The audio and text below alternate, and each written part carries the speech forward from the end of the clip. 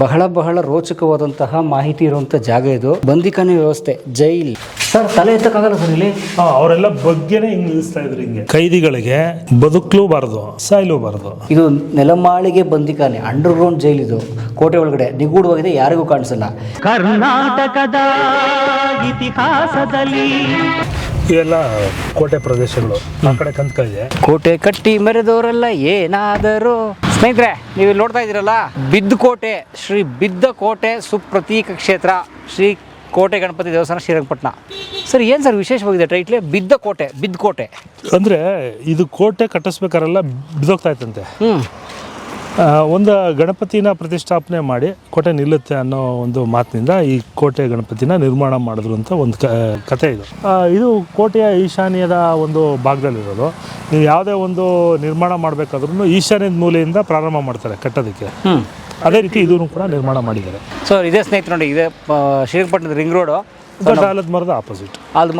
ಅಲ್ಲಿ ಮುಂದೆ ಹೋದರೆ ಟಿಪ್ಪುದು ಪ್ರೇಯರ್ ಹಾಲು, ಪ್ರಾರ್ಥನಾ ಮಂದಿರ ಇದೆ, ಅಲ್ಲಿ ಜಾಮಿಯಾ ಮಸ್ಜಿದ್ದು. ಅಲ್ಲಿ ಮುಂದೆ ಬಂದು ಇಲ್ಲೇ ಇದೆ, ಬನ್ನಿ ಹೋಗೋಣ. ನೋಡಿ ಸ್ನೇಹಿತರೆ, 1895ರಲ್ಲಿ ಥಾಮಸ್ ಇನ್ಮನ್ ಎಂಬ ಇಂಜಿನಿಯರ್ ಇದನ್ನು ಕೋಟೆಯ ಈಶಾನ್ಯ ದಿಕ್ಕಿನಲ್ಲಿ, ಅದರ ನಾರ್ತ್ ಈಸ್ಟ್, ಈಗ ನಿಂತಿರೋ ಜಾಗದಲ್ಲಿ ಪತ್ತೆ ಮಾಡಿದ. ಈ ಕಾರಾಗೃಹವನ್ನು ಮರಾಠ ಮುತ್ತಿಗೆದಾರರು ಮತ್ತು ಇತರೆ ಕೈದಿಗಳನ್ನು ಸೆರೆ ಇಡಲು ಹೈದರಾಲಿ ಮತ್ತು ಟಿಪ್ಪು ಸುಲ್ತಾನ್ ಬಳಸ್ತಿದ್ರು. ವಾವ್! ಮರಾಠರು ಇಲ್ಲಿ ಯುದ್ಧಕ್ಕೆ ಬಂದಾಗ ಕೈದಿಗಳು ಸೆರೆ ಸಿಕ್ಕರೆ ಇಲ್ಲಿ ಇಡ್ತಿದ್ರು. ಸನಿಹದ ಪರಿಸರದಿಂದ ಮರೆಮಾಚಲ್ಪಟ್ಟ ಇಟ್ಟಿಗೆ ಮತ್ತು ಗಾರೆ ಈ ಸೆರೆಮನಿಯು 13.75 ಮೀಟರ್ ಉದ್ದ, 9.75 ಮೀಟರ್ ಅಗಲವಾಗಿದ್ದು ಕುಬ್ಜ ಕಮಾನುಗಳಿಂದ ನಿರ್ಮಿಸಲ್ಪಟ್ಟಿದೆ. Wow! It's a concealed underground dungeon. Dungeon ಇದು ನಥಿಂಗ್ ಬಟ್ ಕಾರಾಗೃಹ. ನೆಲಮಾಳಿಗೆ ಬಂದಿದ್ದಾನೆ. ನೆಲಮಾಳಿಗೆ ಎಲ್ಲಿದೆ ಅದು? ಮುಂದೆ ತೋರಿಸ್ತೀನಿ. ಇದು ಕೋಟೆಕಲ್ನಲ್ಲೇ ಮೂಡಿರೋ ಗಣಪತಿ. ಅಂದರೆ ಕೋಟೆಕಲ್ಲು ಅಡ್ಜಸ್ಟೆಡ್, ಬೇರೆ ಇನ್ಯಾವುದೋ ಕಲ್ಲು ಇಟ್ಟಿಲ್ಲ ಸರ್. ಇದೇ ಕೋಟೆ ಬಿದ್ಕೋಟೆ ಗಣಪತಿ. ಇದೇ ಬಿದ್ಕೋಟೆ ಗಣಪತಿ. ನೋಡಿ ಕೋಟೆ, ಇದು ಕೋಟೆ ಸ್ನೇಹಿತರೆ. ಆ್ಯಕ್ಚುಲಿ ನೀವು ಇದನ್ನು ಗುಡಿ ಅಂತ ಅಂದ್ಕೊಂಡ್ರೆ ತಪ್ಪು. ನೋಡಿ ನೀವು ಗಮನಿಸಿದ್ರೆ ಆ ಕಡೆ ಈ ಕಡೆ ಅದಕ್ಕೆ ಕೋಟೆ ಇದೆ. ನೋಡಿ ಕೋಟೆ ಇದೆ, ದಯವಿಟ್ಟು ಅಲ್ಲಿ ತೋರಿಸಿ ಸರ್. ನೋಡಿ ಅಲ್ಲಿ ಕೋಟೆ ಇದೆ. ಅಲ್ಲಿ ಆ ಕೋಟೆಗೆ ಅಂಟ್ಕೊಂಡಂಗೆ ನೋಡಿ ಇದು ಗಣಪತಿ ಇದೆ. ಮತ್ತು ಇದು ವಿಗ್ರಹ ತಂದು ಇಟ್ಟಿರೋದಲ್ಲ, ಕೋಟೆಯಲ್ಲೇ ಆ ಕೋಟೆ ಕಲ್ಲಲ್ಲೇ ಮೂಡಿಸಿರುವಂಥದ್ದು. ಅದ್ರ ಮೇಲೆ ಈಗ ಗ್ರನೇಡ್ ಹಾಕಿ ದೇವಸ್ಥಾನ ಥರ ಮಾಡ್ಕೊಂಡಿದ್ದಾರೆ ಅವರು, ಆಲಯ. ತೀರಾ ಇತ್ತೀಚೆಗೆ ಒಂದು 8-10 ವರ್ಷ ಆಗಿರ್ಬೋದು ಗ್ರನೇಡ್ ಹಾಕಿ. ಸರ್ ಇದು ಡ್ರೈನೇಜ್ ನೀರು ಅಂತ ಹೇಳಿದ್ನಲ್ಲ, ಅದೇ ಇದು. ಇದ್ರಾಗ ಶ್ರೀರಂಗಪಟ್ಟಣದ ಶ್ರೀರಂಗಪಟ್ಟಣದ ಡ್ರೈನೇಜು ಹೆಂಗೆ ಕಟ್ಟೆ ಕಟ್ಕೊಂಡಿದೆ ನೋಡಿ. ಅಲ್ಲಿ ಮಲಗಿರೋ ಹಂದಿನ? ಕರೆಕ್ಟ್ ಸರ್, ಹಂದಿ ಮಲಗಿದೆ ನೋಡಿ ಅಲ್ಲಿ. ನಿಮ್ಗೆ ಕಾಣಿಸಿದ್ದೀನ ಸರ್ ಹಂದಿ? ಇದು 2ನೇ ಸುತ್ತಿನ ಕೋಟೆನ 1ನೇ ಸುತ್ತ ಕೋಟೆ? ಮೊದಲನೇ ಸುತ್ತಿನ. ಅದನ್ನ ನಾವು ಆಚೆ ನೋಡಿದ್ವಲ್ಲ ಫಸ್ಟ್, ಅದೇ ಸುತ್ತ ಕೋಟೆ. ಅದೇ ಸುತ್ತ ಕಂಟಿನ್ಯೂಷನ್. ಆ ಕಟ್ಟಿಗೆ ಇಲ್ಲಿ ಬರೋದು. ಓಕೆ. ಅವಾಗ ಇದೆಲ್ಲ ಸೈನ್ಯದ ನೆಲೆ. ಮತ್ತೆ ಇದು ಇನ್ನೊಂದು ಸುತ್ತಿನ ಕೋಟೆ. ಇದು 2ನೇದು. ಅಂದ್ರೆ ಆ ಕಡೆ ನೋಡಿದ್ರೆ ಅದು 2ನೇದು, ಆ ಕಡೆ ನೋಡಿದ್ರೆ ಅದು ಮೊದಲನೇದು. ಆ ನದಿಗೆ ಹತ್ರವಾಗಿರೋದು ಇದೇನೆ. ಈಗ ಅಲ್ಲೇ ನದಿ ಹರಿಯೋದು. ನದಿಯ ಪಕ್ಕದಲ್ಲೇ. ನಾವು ಇಲ್ಲಿ ಇಳಿದ್ರೆ 20 ಸೆಕೆಂಡ್ಗೆ ಅಲ್ಲಿಂದನೇ ನೋಡ್ಬೋದು. ನೋಡಿ ಸ್ನೇಹಿತರೆ, ಕೋಟೆಯನ್ನು ಗಮನಿಸ್ಬೋದು. ಚಕ್ಕು ಚದುರದೆ ಸುಸಜ್ಜಿತವಾಗಿ ಭಾಳಷ್ಟು ನೀಟಾಗಿರುವಂಥ ಒಂದು ಕೋಟೆ ನೀವು ಗಮನಿಸ್ಬೋದು.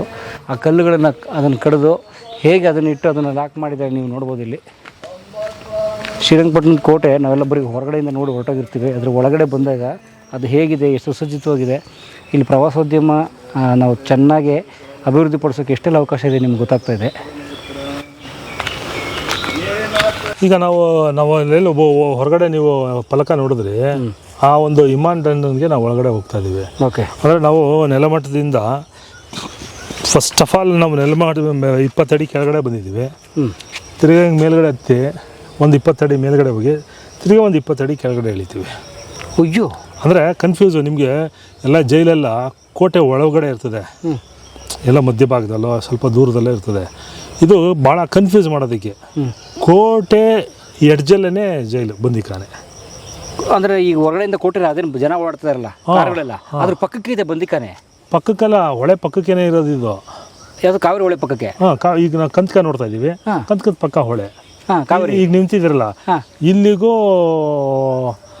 ಕೋಟೆಯಿಂದ ಹೊರಭಾಗ ಅಂದರೆ ಸುಮಾರು ಒಂದು 20 ಅಡಿಗೆ ಇದೆ ಜೈಲು. 25ರಿಂದ 30 ಅಡಿಗಿದೆ. ಬಟ್ ಆ ಕಡೆಯಿಂದ ಎಂಟ್ರಿ ಇಲ್ಲ ಅದಕ್ಕೆ. ಇಲ್ಲ, ನಾವು ಮೇಲ್ಗಡೆ ಹತ್ತಿ ಹಾಗೆ ಇಳಿಬೇಕು. ಅವನ್ನ ಕರ್ಕೊಂಬಂದು ಹಿಂಗೆಲ್ಲ ಸುತ್ತಿಸಿ ಹಿಂಗೆ ಹೋಗಿ ಅಲ್ಲಿ ಕೆಳಗಡೆ ಇರಿಸ್ತಾ ಇದ್ದು.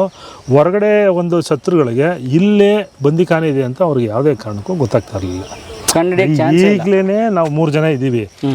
ಒಂದು 250 ವರ್ಷದ ಕೆಳಗಡೆ ಎಷ್ಟು ಜನ ಬಂದ್ಬಿಡ್ತಾ ಇದ್ರು ಇಲ್ಲಿ. ಹಾಂ, ಮತ್ತು ಇದು ಜನಸಾಮಾನ್ಯರಿಗೆ ಪ್ರವೇಶ ಇಲ್ಲದೆ ಜಾಗ. ಹಾಂ, ಜನಸಾಮಾನ್ಯರೆಲ್ಲ ಗಂಜಾಂನಲ್ಲಿ ಇರ್ತಾಯಿದ್ರು. ಹಾಂ, ಇದು ಕೋಟೆ ತಿಳಿದಿರೋರಿಗೆ, ಸೈನ್ಯದಲ್ಲಿರೋರಿಗೆ ಮಾತ್ರನೇ ಪ್ರವೇಶದ ಅವಕಾಶ ಇರ್ತಾಯಿತ್ತು. ರಾಜ ಪರಿವಾರ ಆತನ ಮುಖ್ಯ ಬಳಗ ಅಷ್ಟೇ. ಆ ಮುಖ್ಯ ಬಳಗದಲ್ಲೂ ಅಂದರೆ ಈ ದೇವಸ್ಥಾನಕ್ಕೆ ಸಂಬಂಧಪಟ್ಟವರೆಲ್ಲ ಆ ಕಡೆ ಇರ್ತಾರೆ, ಅವ್ರು ಈ ಕಡೆ ಬರ್ತಾನೆ ಇರಲಿಲ್ಲ. ನಾವೇ 35 ವರ್ಷದ ಕೆಳಗಡೆ ಬಿದ್ಕೋಟೆ ಗಣಪತಿಗೆ ಅಲ್ಲಿಗೆ ಹೋಗಿದ್ರಾ ಅಂತ ಕೇಳ್ತಾಯಿದ್ರು. ಈಗ ಜನ ಬರ್ತಾರೆ ಪೂಜೆಗೆ, ಅಂದರೆ ಅಷ್ಟು ಅಪರಿಚಿತ ಜಾಗ, ಯಾರು ಬರದೇ ಇದ್ದಂಥ ಜಾಗ. ಓಕೆ, ನೋಡಿ ಈಗ ಎಷ್ಟು ಗೌ ಅಂತ ಇದೆ, ಆಗಿನ ಕಾಲಕ್ಕೆ ಇನ್ನೆಂಗೆ ಇರ್ತಿತ್ತು. ಬನ್ನಿ. ಒಟ್ಟು ಸರ್ ನನಗೆ ಭಾಳ ಆಶ್ಚರ್ಯ ಆಗ್ತಿರೋದು, ಭಾಳ ಚಕ್ಕು ಚದುರದೆ ಉಳಿದಿರೋ ಕೋಟೆ ಸರ್ ಇದು. ಎಷ್ಟು ಚೆನ್ನಾಗಿ ಅಭಿವೃದ್ಧಿ ಪಡಿಸ್ಬೋದು ಸರ್. ಮಾಡ್ತಾ ಇಲ್ಲ, ಅದು ನಿಮಗೆ ಕೋಟೆ ಒಳಗಡೆ ಜನ ಇರೋದ್ರಿಂದ ಇದೆಲ್ಲ ಉಳ್ಕೊಂತು. ಜನ ಇಲ್ಲದೇ ಇದ್ದರೆ ಇನ್ನೂ ಅಧ್ವಾನ ಆಗೋಗ್ತಿತ್ತು. ಇನ್ನೂ ಕೆಲವೊಂದಷ್ಟು ಇದೆಲ್ಲ ಮನೆ ಅಡಿ ಪೈಕೊಟ್ಟು ಹೋಗ್ತೈತೆ ಅನ್ನೋ ಗೊತ್ತಿಲ್ಲ. ಜೊತೆಗೆ ಅನೈತಿಕ ಚಟುವಟಿಕೆ ಅಯ್ಯೋ ಈಗಲೇ ನಡೀತಾ ಇದೆ. ಇನ್ನು ನಡೆಯೋಕ್ಕೆ ನಡೀತಾ ಇತ್ತು, ಈಗಲೂ ನಡೆಯೋಕ್ಕೆ ಇದಾಗುತ್ತೆ ಅದು. ನಮಸ್ಕಾರ. ಹಾಂ, ನೀವು ನಾವು ಎಸ್ ಅಲ್ವಾ ವಾ ಆಫೀಸ್ ಬಂದಿರಲ್ಲ ಎರಡು ಸಾರಿ. ಹಾಂ, ಇನ್ನೊಬ್ರು ಯಾರು ರೂಪೇಶ್. ರೂಪೇಶ್ ಈಗ ಮೊನ್ನೆನೂ ಬಂದಿದ್ದೆ ನಾನು. ಹೌದಾ? 5 ಗಂಟೆ ನಾವು 9 ರಿಂದ 5 ಗಂಟೆ ನಮ್ಮದು ಎಸ್ ಇರುತ್ತೆ ಡ್ಯೂಟಿ ಟೈಮು. 6 ಗಂಟೆ 7 ಗಂಟೆ ಮೇಲೆ ಇದು ಹೆಂಗೆ ಸರ್? ಇದರಲ್ಲಿ ಮೇಂಟೈನ್ ಮಾಡೋಕ್ಕಾಗಲ್ಲ. ಅರ್ಥ ಮಾಡ್ಕೊಳ್ಳಿ ಸರ್. ಅರ್ಥ ಮಾಡ್ಕೊಳ್ಳಿ. ಇದನ್ನು ಕ್ಲೀನ್ ಮಾಡಿಸ್ತೀರಿ, ಇದೆಲ್ಲ ಮಾಡಿಸಲ್ಲ. ಇದೆಲ್ಲ ಸರ್, ಇದು ಕೋಟೆ ಬರುತ್ತೆ. ಇವೆಲ್ಲ ಸ್ಟೇಟ್ ಇದೆ, ಸೆಂಟ್ರಲ್ದು ಇದೆ. ನಮ್ದು ಸೆಂಟ್ರಲ್ ಮಾನ್ಯುಮೆಂಟ್ ಮಾತ್ರ ಸೆಂಟ್ರಲ್ ಕ್ಲೀನ್ ಮಾಡ್ತೀವಿ ಸರ್. ಉದಾಹರಣೆ ಡಂಜನ್ನು. ಹಾಂ, ಇದು ಥಾಮಸ್ ಇನ್ ಡಂಜನ್ ಅಂತ. ಇದಕ್ಕೆ ನಾವೇನಿದೆ ನಮ್ಮ ಸಾಹೇಬ್ರು ಏನು ಹೇಳ್ತಾರೆ ಇದನ್ನ ಮಾಡ್ಕೊಂಡು ಹೋಗ್ತೀವಿ. ಮಾನ್ಯುಮೆಂಟ್ ಕೋಟೆ ಮುಟ್ಟಂಗಿಲ್ಲ. ಕೋಟೆ ಸ್ಟೇಟ್ ಆರ್ಕಲ್ಲಿ ಸ್ಟೇಟ್ ಇದೆ, ಸೆಂಟ್ರಲ್ ಇದೆ. ಅವ್ರು ನೋಡ್ಕೋಬೇಕನ್ನ. ಅವ್ರು ನೋಡ್ಕೋಬೋದು. ಅಯ್ಯೋ, ಇದು ಅದೇ ಗಂಡ ಹೆಂಡತಿ ಜಗಳ ಅಂತಾರಲ್ಲ, ಹಂಗೆ ಕೂಸು ಕೋಟೆ ನೋಡಿ ಇದು ಮೇಂಟೈನ್ ಮಾಡ್ತೇವೆ. ನೋಡಿ ಇಲ್ಲೇ ನಮ್ಮ ಹುಡುಗರಿದ್ದಾರೆ ಮಾಡ್ಕೊಂಡು ಹೋಗ್ತಾ ಇದ್ದೀವಿ. ನೋಡಿ ಸರ್, ಇದು ಮೇಲೆ ನೋಡಿ ಸರ್. ನೋಡ್ದೆ ಅವಳೇ ಕಾಣಿಸಿದ್ರು. ನೀವ್ಯಾವ್ರು ಸರ್? ಕನಕಪುರ ಸರ್. ಹೌದಾ? ಕನಕಪುರನಾ? ಹ್ಞೂ ಸರ್, ಬಂದ್ವಿ ಈಗ ನಾವು. ಹಾಂ, ಈಗ ನೋಡಿ ಇಲ್ಲಿ ಕೆಳಭಾಗದಲ್ಲಿ ಭಾಳ ನ್ಯಾರೋ ಪ್ಯಾಸೇಜ್ ಇದು. ಇಲ್ಲಿಂದ ಬಲಭಾಗಕ್ಕೆ ಇರೋದು ಜೈಲು, ಬಂದಿಖಾನೆ. ಇದಕ್ಕೆ ಥಾಮಸ್ ಇನ್ಮನ್ ಡಂಜನ್ ಅಂತ ನೀವೇನು ಈಚೆ ಕಡೆ ಬೋರ್ಡ್ ಹೊಡೋಲ್ಲ, ಅದೇ ಜಾಗ ಇದು. ಓಕೆ, ನೋಡಿ ಈಗ ಬರುತ್ತೆ. ಮೇಲ್ಗಡೆ ಒಂದಷ್ಟು, ಕೆಳಗಡೆ ಒಂದಿಷ್ಟು, ಕೆಳಗಡೆ ಒಂದಿಷ್ಟು. ಇದೇ ರೀತಿ ಕರ್ನಲ್ ಬೈಲಿ ಡಂಜನಲ್ಲೂ ನೋಡ್ಬೋದು ನಾವು. ಅದು ಇದೆ ಒಳಗಡೆ? ಹಾಂ, ಇಲ್ಲಿಲ್ಲ, ಇಲ್ಲಿಂದ ಸುಮಾರು 1 ಕಿಲೋಮೀಟರ್ ಮುಂದೆ ಇದೆ. ಅದೇ ಶ್ರೀರಂಗಪಟ್ಟಣ ಬಟ್ ಕೋಟೆ ಒಳಗಡೆ. ಹಾಂ, ಕೋಟೆ ಒಳಗಡೆ. ಓಕೆ, ಹೋಗೋಣ ಬನ್ನಿ. ನೋಡಿ ಸ್ನೇಹಿತರೆ, ಇದು ಥಾಮಸ್ ಇನ್ಮನ್ ಜೈಲಿದು. ಆತ ಬಂದು ಇಲ್ಲಿ ಕಂಡಿಡಿದಕ್ಕೆ ಅದನ್ನ ಹೆಸರಿಟ್ಟಿದ್ದಾರೆ ಇಲ್ಲಿ. ಒಳಗಡೆ ಭಾಳ ರೋಚಕವಾಗಿದೆ. Please come.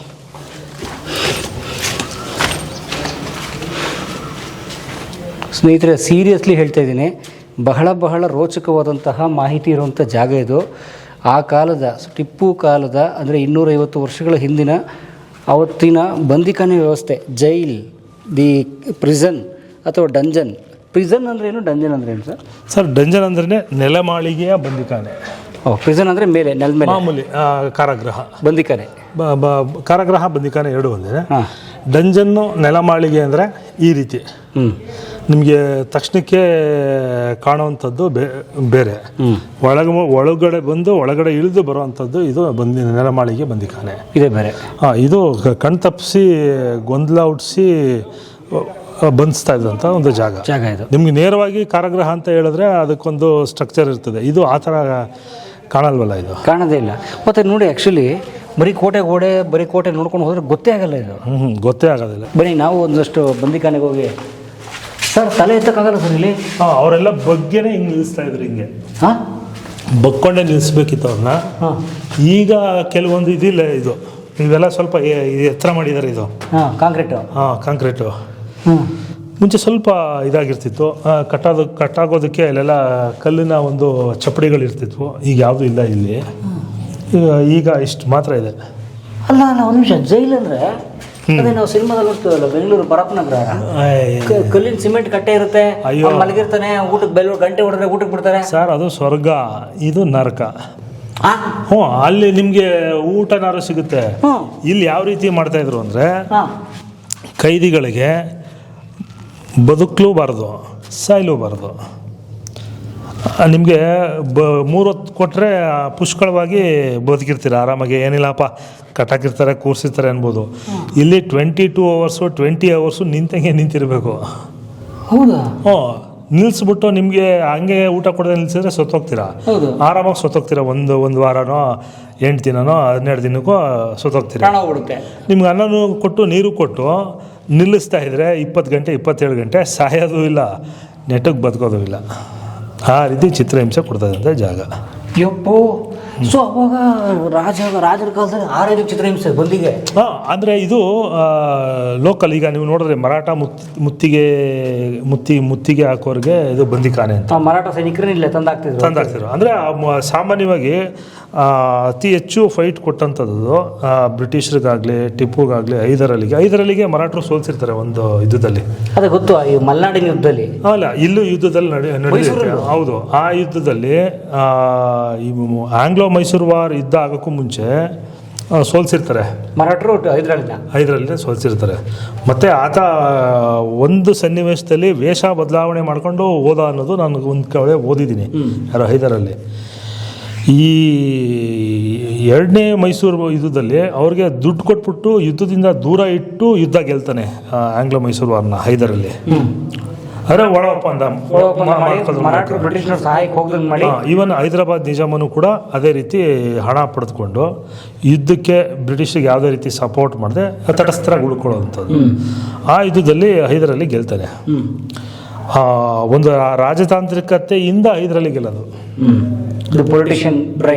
ಅದೇ ಡಿಪ್ಲೊಮೆಟಿಕಲಿ. ಇಲ್ಲಿ 3 ಮತ್ತು 4ರಲ್ಲಿ ಆ ಡಿಪ್ಲೊಮೆಟಿಕ್ ಕಾಣೋದಿಲ್ಲ. ಯಾಕೆಂದರೆ ಹೈದರಾಲಿ ನಿಧನ ನಂತರ 1782ನೇ ಇಸ್ವಿಯ ನಂತರ ಆತನ ದೇಹಾಂತ್ಯವಾಗಿರ್ತದೆ. ಅಲ್ಲಿಂದ ಆಚೆಗೆ 3 ಮತ್ತು 4ನೇ ಆಂಗ್ಲೋ ಮೈಸೂರು ವಾರ ನಡೆಯುತ್ತೆ. 3ನೇ ಯುದ್ಧ ಟಿಪ್ಪು ಸೋಲ್ತಾನೆ. ಮತ್ತು ಆ ಒಂದು ಯುದ್ಧದ ಒಂದು ನಷ್ಟವನ್ನು ಭರಿಸೋದಕ್ಕೆ ಮಕ್ಕಳನ್ನ ಒತ್ತೆಯಾಳಾಗಿ ಬ್ರಿಟಿಷರಿಗೆ ಒತ್ತೆಯಾಳಾಗಿ ಇಟ್ಟಿರ್ತಾನೆ. ಸೊ ಟಿಪ್ಪು ತನ್ನ ಮಕ್ಕಳನ್ನ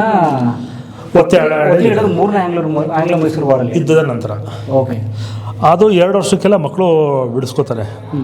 ಆ ಮಕ್ಕಳನ್ನು ಬಿಡಿಸ್ಕೊಳ್ಳೋ ಒಂದು ಬರದಲ್ಲಿ ಅಂದರೆ ಇದು ನಷ್ಟದ್ದು ಅಮೌಂಟು ಏನಿರ್ತದೆ ಅವೆಲ್ಲ ಇಲ್ಲಿಯ ರೈತರ ಮೇಲೆ ಟ್ಯಾಕ್ಸು ವಿಧಿಸೋಕ್ಕೆ ಸ್ಟಾರ್ಟ್ ಮಾಡ್ತಾನೆ.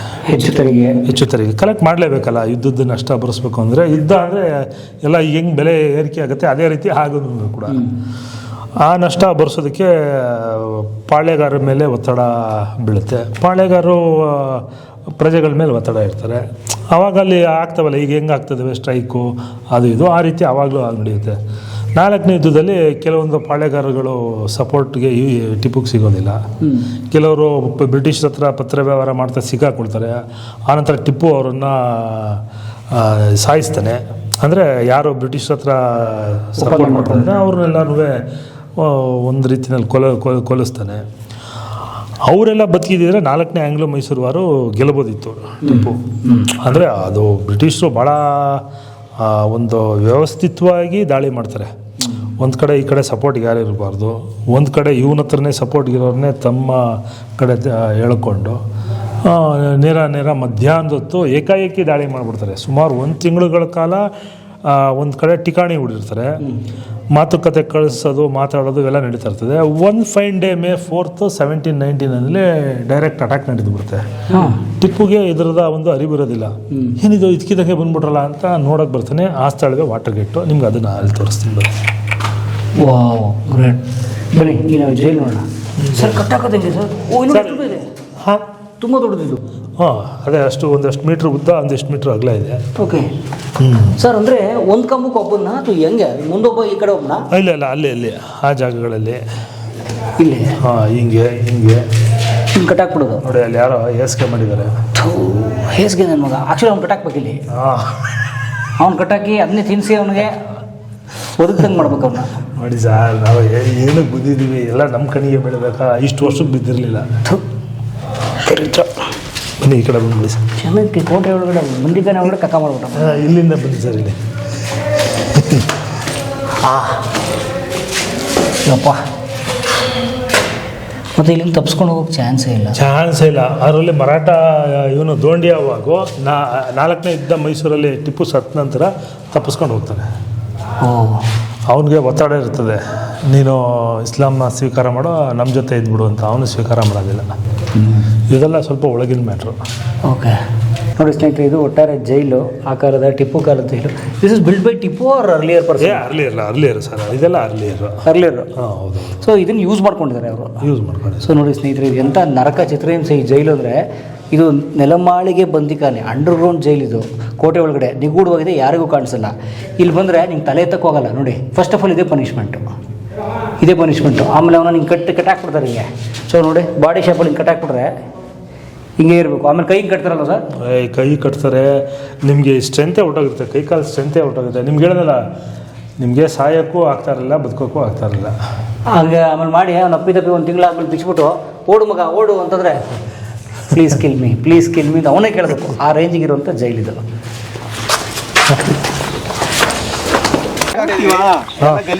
ಬೀಗ ಹೊಡ್ಬಿಟ್ಟು ಹೋಗ್ತಾರೆ ಬೀಗ ಹಾಕ್ಸಿದೀವಿ, ಬೀಗ ಹೊಡ್ಬಿಟ್ಟು ಹೋಗ್ತಾರೆ ಸಂಜೆ ಮೇಲೆ. ಯಾರು ಅಂತವ್ರು? ಹಿಂಗೆ ದಾರಿ ಇದೆ ಹಿಂಗೆ. ಹಾಂ, ಸಂಜೆ ಗೊತ್ತದೆ ಎಣ್ಣೆಲು ಅಣ್ಣ ಅನೈತಿಕ ಏನೋ ಒಂದು. ನಮ್ಮ 5 ಗಂಟೆ 5:30 ಮುಗಿದ ಸರ್, ನಾವೆಲ್ಲ ಹೊಡ್ತೀವಿ. ಸಂಜೆ ಆಯ್ತು, ಅವರೆಲ್ಲ ಎಂಟ್ರಿ ಆಗ್ಬೇಕು, ನೀವು ಎಕ್ಸಿಟ್ ಅವ್ರ ಎಂಟ್ರಿ. ಮತ್ತೆ ಅದಕ್ಕೆ ಏನು ಮಾಡೋಕ್ಕಾಗಲ್ಲ. ಕೋಟೆ ಒಳಗಡೆ ಪಾರ್ಟಿ ಸರ್, ಅಲ್ಲಿಗೂ ಬೀಗ ಹಾಕಿದೋ, ಇಲ್ಲಿಗೂ ಬೀಗ ಹಾಕಿದೋ. ನಾವು ಬಂದಾಗ ಬೀಗ ತೆಗೆಯೋದು 9 ಗಂಟೆ, 5:15 ಗಂಟೆ ನಾವು ಇರ್ತೀವಿ. ಆಮೇಲೆ ಅದು ನೋಡಿ ಎಷ್ಟು ಕಷ್ಟ ಪಾಪ ಈ ಮಾನ್ಯುಮೆಂಟ್ ಮೇಂಟೈನ್ ಮಾಡೋರಿಗೆ. ಬನ್ನಿ, ಇದೇನು ಸರ್? ಕಾವಲುಗಾರರ ಕೊಠಡಿ ಸರ್, ಬರ್ಬೋದಾ? ಹಾಂ, ಬನ್ನಿ. ಕಾವಲುಗಾರ ಕೊಟ್ಟರು. ಹಾಂ, ಕಾವಲುಗಾರ. ನಾವು ಅಲ್ಲಿಗೆ ಕೋಟೆ ಬಾಗಿಲಲ್ಲಿ ನೋಡೋದಲ್ಲ, ಹಾಂ, ಅದೇ ರೀತಿ ಇನ್ನೊಂದು. ಬಟ್ ಇದು ಜೈಲಿದಂಗೆ ಇದೆ. ಹಾಂ, ಸರ್ ಓ ಸರ್, ಇದು ಆ್ಯಕ್ಚುಲಿ ಇದಿಲ್ಲ, ಏನಲ್ಲಿ ಡೌನ್ ಇಲ್ಲ, ಇದು ಎತ್ತರ ಇದೆ. ಇದೆ ಕಾವಲುಗಾರರಿಗೆ. ಹಾಂ, ಅಥವಾ ಈ ಯಾರನ್ನ VIP ಅದೇ ಉಳ್ಕೊಳ್ಳೋಕ್ಕೆ. ಅಲ್ಲ, VIP ಜೈಲ್ ಇರ್ಬೇಕಾ ಅಂತ. ಇಲ್ಲ, VIP ಜೈಲ್ ಅಂತ. ಅದೇ ಕಾವಲುಗಾರರ ಬಗ್ಗೆನೇ ಇದ್ದು. ನೋಡಿ ಸ್ನೇಹಿತರು, ನೋಡಿ ಎಷ್ಟು ಚಿಕ್ಕ ಜಾಗ ಇದೆ, ಎಷ್ಟು ಪ್ರತಿಧ್ವನಿ ಇದೆ. ಅದಕ್ಕೂ ಮುಂಚೆ ಅದು ಇದಿರಲಿಲ್ಲ, ಕಿಟಕಿ ಇರಲಿಲ್ಲ, ಓಪನ್ ಆಗಿ ಇತ್ತು ಅದು. ಬರೋಣ. ಆಯ್ತು ಸರ್, ಬನ್ನಿ ಅಣ್ಣ, ಬರ್ತೀವಿ. ಇಲ್ಲಿ ಹುಷಾರ, ಆವುಗಿ ಇದ್ದಾವೆ ಪಾಪ. ನೀವು ಎಷ್ಟು ನೋಡಿದಿರ ಅಣ್ಣ ಇಲ್ಲಿ? ಯಾವ ಇಲ್ಲಿ ನಮ್ಮ ಶ್ರೀರಂಗಪಟ್ಟಣ ಕೋಟೆ ಕಂತಿಕೆಗಳಲ್ಲಿ ಸುಮಾರು ಏನಿಲ್ಲ ಅಂದ್ರು 20,000 ಮೇಲೆ ಹಾವುಗಳಿದ್ದಾವೆ. ಏನು 20,000? ಕಮ್ಮಿ ಹೇಳ್ತಾ ಇದೀನಿ, ಒಂದು 50,000 ಇರ್ಬೋದೇನೋ ಗೊತ್ತಿಲ್ಲ. ಜನ ಇರೋದು 25,000. ಹಾಂ, ಇದಾವೆ. ಎಲ್ಲಿ ಇಂಥ ಜಾಗಗಳಲ್ಲಿ ಒಂದ್ಸತಿ ಕೊಳಕ್ಮಂಡ್ಲ ಮೊಟ್ಟೆ ಇಟ್ಟರೆ 50-60 ಇರ್ತವೆ ಸರ್. ಅಯ್ಯೋ, ಮರಿ ಆಗ್ಬಿಟ್ರೆ? ಮರಿ ಆಗಿದ್ದಾವೆ. ಅದನ್ನ ತಿನ್ನಕ್ಕೆ ನಾಗರಾವು. ನಿಮಗೆ ಸೈಕಲ್ಲು ನಿಮಗೆ ಮೇಂಟೆನೆನ್ಸ್ ಆಗಬೇಕು ಅಂದರೆ ಕಾಳಿಂಗ ಇರಬೇಕು, ನಾಗರಾವು ಇರಬೇಕು. ಇಲ್ಲ ಅಂದರೆ ಕೊಳಕ್ಮಂಡ್ಲಗಳು ಜಾಸ್ತಿ ಆಗ್ತವೆ. ಫುಡ್ ಸರ್ಕಲ್ ಹೆಚ್ಚು ಕಮ್ಮಿ. ನಿಮಗೆ ಬರೀ ಕೊಳಕ್ಮಂಡ್ಲನೇ. ನಿಮಗೆ ಸೊಳ್ಳೆ ಕಪ್ಪೆ ತಿನ್ನಕ್ಕೆ ಅಂಟೆಗುದ್ದಗಳು, ಸೊಳ್ಳೆ ತಿನ್ನಕ್ಕೆ, ಹುಳಗಳು ತಿನ್ನಕ್ಕೆ, ಅದನ್ನು ತಿನ್ನಕ್ಕೆ ಕೆರೆ ಹಾವು, ಕಪ್ಪೆ ತಿನ್ನಕ್ಕೆ ನಾಗರಾವು, ನಾಗರಾವು ತಿನ್ನಕ್ಕೆ ಕಾಳಿಂಗ. ಅಪ್ಪ ಸಾರಲ್ಲಿ ಹೋದ್ರೆ ಸಿಗಿರ್ತವೆ. ಈ ನಮ್ಮ ಕಣ್ಣು ಕಾಣ್ತಲ್ಲ ಅಷ್ಟೇ, ಎಲ್ಲ ಕಾಯ್ತಾ. ಬಾವಿ ಇದೆ ಸರ್, ಇಲ್ಲಿ ಮುಚ್ಚೋಗಿದೆ ಇಲ್ಲಿ. ಹಾಂ, ಇಲ್ಲೇ ಇದ್ದಿದ್ದು. ಮುಚ್ಚೋಗ್ಬಿಟ್ಟಿದೆ. ನಮ್ಗೆ ಇಲ್ಲೇ ಎಲ್ಲೋ ಇದ್ದಂಗೆ ಭಾಸ ನಮಗೆ. ಫುಲ್ ಅಗ್ಲಿಕ್ಕಿದೆ ಇಲ್ಲೊಂದು ಬಾವಿ.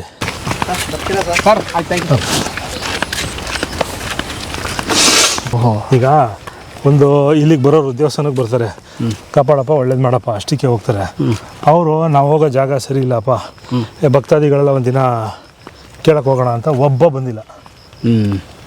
ಅವ್ರಿಗೇನು ಬೇಕು? ದೇವ್ರ ವರ ಬೇಕು. ಊರಿನ ಒಂದು ಈ ಥರ ಅವ್ಯವಸ್ಥೆನ ಸರಿ ಮಾಡೋ ಮನಸ್ಸಿಲ್ಲ. ಜನ ಬಂದು ರೆವಿನ್ಯೂ ಕಲೆಕ್ಟಾಗಿ ಒಂದು ಟಿಕೆಟ್ ಇಟ್ಟು ಆ ಥರ ಮಾಡ್ಬೋದು. ಅದು ಅಲ್ಲಿ ಪ್ರತಿನಿಧಿಗಳಿರ್ತಾರೆ ಅದಕ್ಕೆ, ರೆವಿನ್ಯೂಗೆ.